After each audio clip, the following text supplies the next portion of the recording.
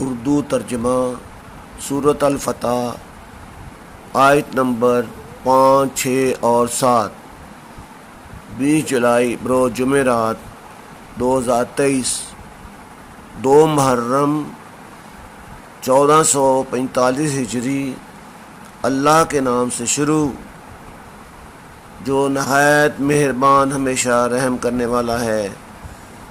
ہمیں سیدھا راستہ دکھا، ان لوگوں کا راستہ جن پر تو نے انعام فرمایا، ان لوگوں کا راستہ نہیں جن پر غضب کیا گیا، اور نہ ہی گمراہوں کا۔